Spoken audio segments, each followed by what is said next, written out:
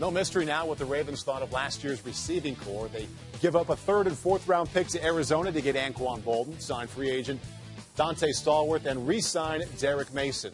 The drafting team of Ozzie Newsome and Eric DeCosta has proven to be one of the NFL's best. Michael Orr started and also impressed at right and left tackle last year. The sky is the limit for Joe Flacco. Ben Grubbs has been a rocket guard since he was drafted. Haloti Ngata is becoming an elite defensive lineman. However, the jury is still out on Mark Clayton. Safe to say the drafting bar has been set very high in Baltimore. And here to tell us what they ought to do at number 25 this year is former Baltimore Raven Rod Woodson. Rod, at 25, what name would you like to hear called? Well, the one thing you look at the Baltimore Ravens, and something they have not addressed through free agency so far, is the cornerback position. If they want to be playmakers and do the things they want to do on defense, you need some corners to really hold up on its own. I think that 25th pick, either two guys. I think Patrick Robinson, Florida State. The one thing about him, big physical corner, good ball instincts. I mean, he plays taller than he is because he has longer arms, but he can also play well in the zones. You like his foot movement. He doesn't waste a lot of movement, and his back pedal and his transitions. You know, so that is an indication of where they could go. But the guy that really intrigues me for the Baltimore Ravens is a guy from Boise State. The one word that's used with him and Kyle Wilson is that he's a natural playmaker. And the one thing that you want on the football field is natural playmakers, because if you can have those a la Ed Reed for the Baltimore Ravens, then you can do more things as a defensive coordinator. And you know, once he gets the ball in his hands, he can take it the distance. You like to see those type of players on the field for your team. Do you think they'll use some early draft picks then after the one to address wide receiver, or are they all set there?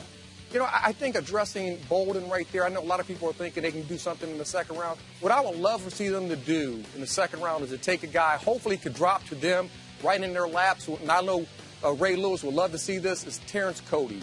Big physical tackle from Alabama, having two big guys along with Haloti Ngata sitting there. Remember, they have not had two big tackles in the middle since they went to the Super Bowl and won it when they had Sam Adams and Tony Siragusa. So you can have another big body would definitely put some more life into Ray Lewis and add some more years to him.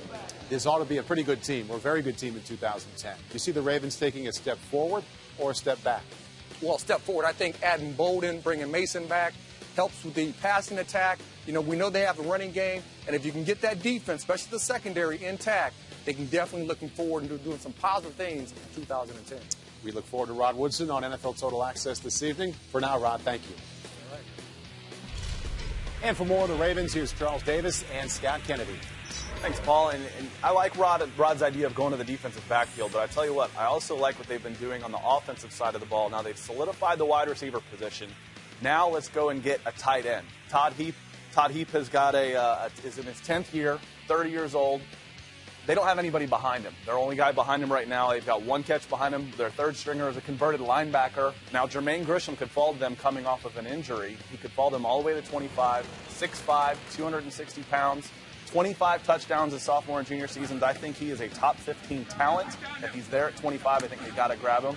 They've taken care of the tight end position for the next 10 years. Yeah, Jermaine Gresham is a big-time talent. If he's there, it'll be difficult for the Ravens to not at least really think about taking him. I agree with Rod on the defensive side of the football. I thought about defensive back. I also thought about safety, because Ed Reed has had some physical issues with his neck. Who knows where he'll be? Maybe an Earl Thomas from Texas. But ultimately, Jared Odrick, build from the inside out. Get another tackle to go next to Haloti Ngata. Dwan Edwards just left the ball club. Justin Bannon's not there anymore. They need a guy to put next to Ngata.